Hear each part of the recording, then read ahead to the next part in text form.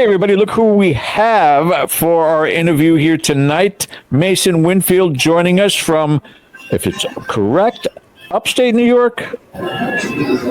Yes, absolutely. East Aurora. Welcome to Dead Air, my friend. Thank you so much for joining us tonight. Hey, as I said before we started going live, that it was actually Alex and Shane from Saw Paranormal that turned us on to you. And then once we started doing the research, finding you're a prolific writer, your interest in the paranormal is quite extensive. And I guess we want to start off with that. Both Ken and I, again, been in this field for a long time. What got you started in your interest in this field? I get asked that a lot. And I usually say this, that, all American kids love spooky stuff. I was just one who never grew up. But my decision to go into research, it was pretty professional in this sense. I was getting tired of, I was an English teacher. I was getting tired of dealing with administrators. I wanted to do something on my own, try and really test my boundaries. And I was a lit man, I've always been a literature guy, but I had an interest in supernatural / paranormal. Mm-hmm. So I'm debating cutting my ties with the school and getting freelance and wondering, well, let's see, should I go back to graduate school, try to get a PhD, I've got a master's, try to get a job, and then I'm watching the TV and it's the X-Files is on. And I realize the public absolutely loves this stuff, the ghost stuff. They love it. Oh yeah, and it's real good for a midlife career shift because you go to a party and you go, hey, hey baby, I'm a doctor, and they immediately go, oh, what's your specialty or something? Where'd you study? Where'd you get your MD? Or I'm a lawyer, and they go, where'd you get your degree? Or something like that. But then you go, oh, I'm a ghost guy, and they just go, cool. It's like there's no credentials. And no. I also saw that the general public was not getting responsible instruction. There weren't a lot of good or even decent, I'm not saying I'm a good scholar. I'm a decent one. I won't lie to you. I will get evidence to back up what I say. And I realized that in the field of the paranormal, at least the ghost hunting side of it, there weren't that many decent scholars, people who, would read and write and philosophize. So I thought it would be a good field for a midlife career jump. And it's been a good decision. So that was it. That is never a lack of stories. Yeah. That is a great kickoff for the interview back and forth. And I have to pass it to Ken, as we would tend to do in all of our interviews, so that we're not both ganging up on you. I'll give him that airtime with you, and then I'll switch back. What do you say, about 15 minutes or so, Ken? How about that? Sure, sounds good to me. Yeah, but my alter ego could stand up against both of you put together because I'm that big an egotist. But anyway, you can't handle the truth, don't. I had before this started, I had an idea it was going to go like this. Anyway, fire when ready. Oh, we're going to keep going. Believe me. Ken, back to you, so go ahead. Okay. Well, again, I just want to echo that it's great to have you here, and someone that is in my wheelhouse, so to speak, because historical research really is the backbone of what I like to do in this particular community, in this particular field. Proving ghosts exist sometimes is not as spot on as one would think, but I always come out of it richer for knowing something about a region, an area, a town, and so forth. But I wanted to ask you, because historical preservation is something that's near and dear to your heart, how important do you think historic preservation is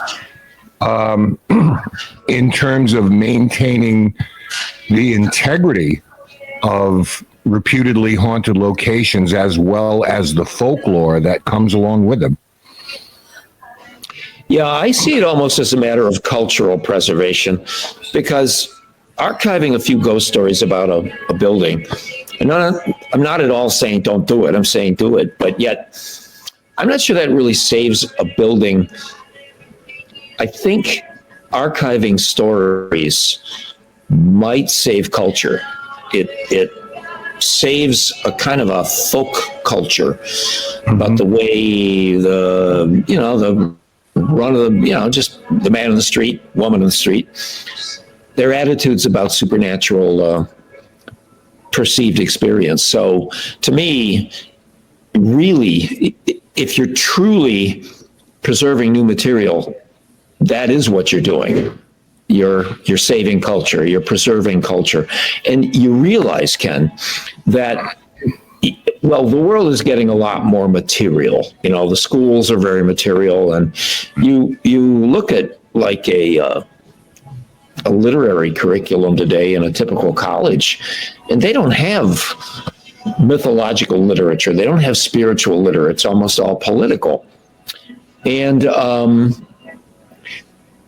the real legacy of the past is often lost in this materialist political analysis.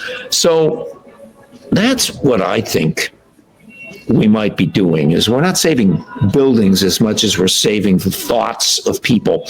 And you realize, if in this materialistic crush, we drop this for 50 years, 50 years, nobody's preserving the living folklore of their time. It's gone.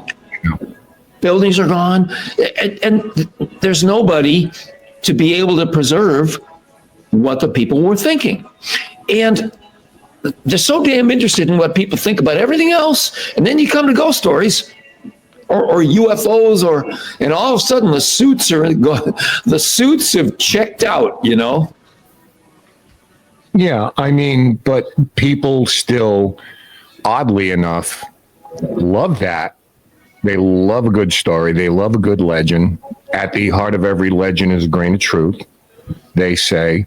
And people are willing to share those, but a lot of times history can be erased if we're not careful about that.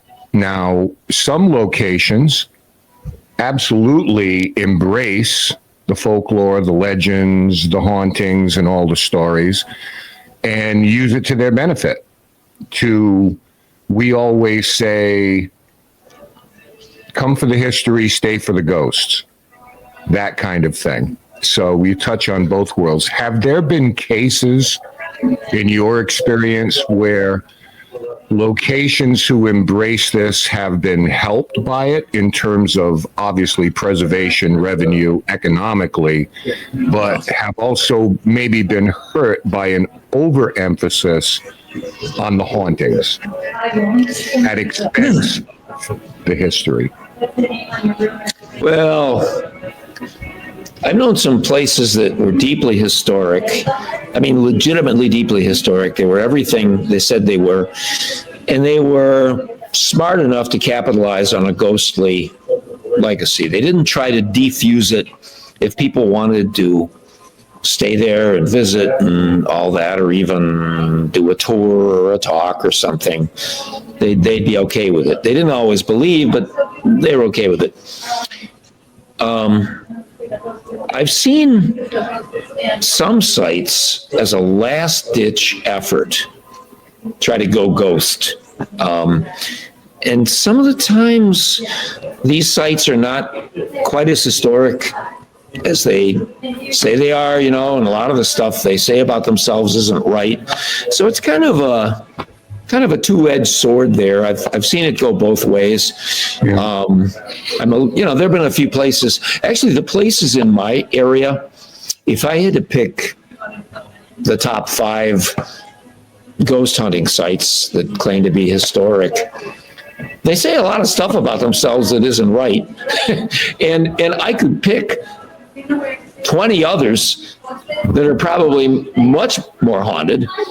And we should talk about my standard there for saying that. But in other words, the really rich sites usually don't do a whole lot with ghostly folklore. The ones that are on there that are running on fumes, and they magnify what they're saying about themselves because they want to scare people. Come on, come in here, and we got a hole to hell here. And I'm thinking to myself, why buy a ticket to go to a hole to hell?